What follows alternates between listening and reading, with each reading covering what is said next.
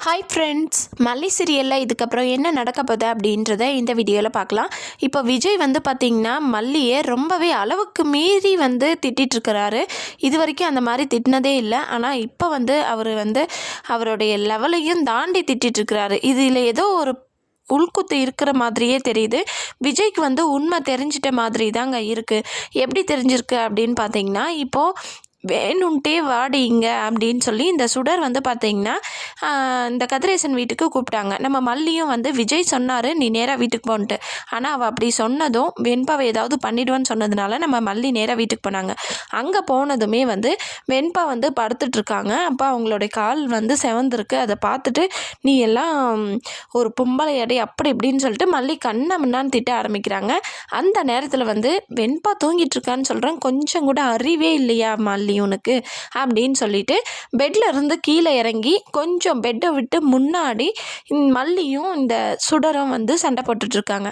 அப்போ நம்ம வெண்பா குட்டி என்ன பண்ணுறாங்கன்னு பார்த்தீங்கன்னா, இந்த சுடரோட ஃபோனை எடுத்து விஜய்க்கு கால் பண்ணி அப்படியே கீழே படுக்க போட்டுறாங்க, பெட்டில் வச்சிடுறாங்க அந்த ஃபோனை. ஸோ விஜய் அட்டன் பண்ணுறாரு. அட்டன் பண்ண உடனே என்ன நடக்குதுன்னு பார்த்தீங்கன்னா, மல்லியும் சுடரும் சண்டை போட்டுக்கிற அந்த சீன் தாங்க நம்ம விஜய் கேட்டுட்ருக்கிறாரு. அந்த டைமில் இந்த சுடர் என்ன பண்ணுறாங்கன்னா, ரொம்பவே ஓவராக தெளிவாக வாக்குமூலம் கொடுத்துட்றாங்க.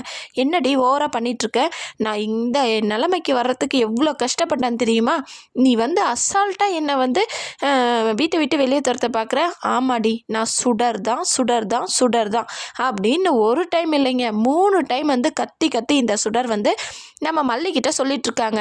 கதவை சாத்திட்டு இருக்கிறதுனால யாருமே இல்லை அப்படின்ற ஒரு தைரியத்தில் மல்லிகிட்ட சொல்லிகிட்ருக்காங்க. ஆனால் அது எல்லாத்தையுமே விஜய் கேட்டுட்ருக்குறாங்க இந்த சுடரோட ஃபோனில். ஏன்னா நம்ம வெண்பா குட்டி சுடரோட ஃபோனில் இருந்து விஜய்க்கு கால் பண்ணி ஆன் பண்ணி விட்டுருக்காங்க. இந்த விஷயம் இந்த சுடருக்கு தெரியாது. ஸோ எல்லாத்தையுமே நீ சொல்லிகிட்ருக்காங்க இந்த சுடர்.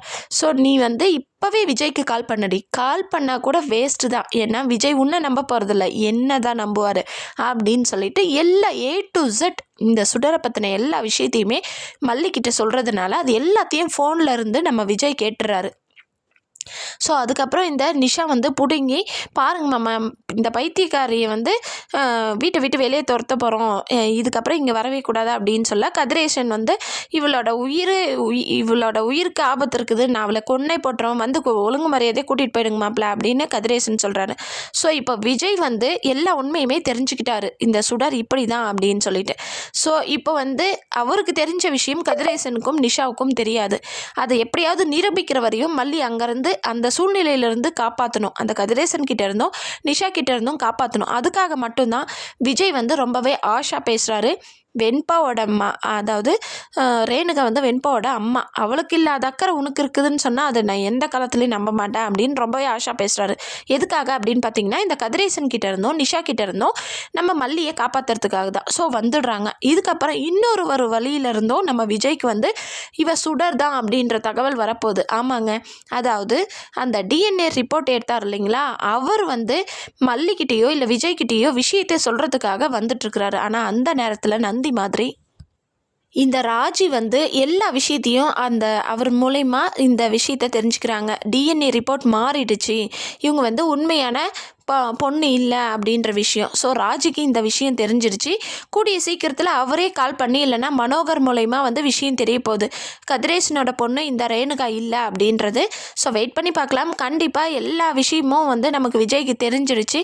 இதுக்கப்புறம் என்ன நடக்க போகுது அப்படின்றத வெயிட் பண்ணி பார்க்கலாம். ஓகே ஃப்ரெண்ட்ஸ், பாய்.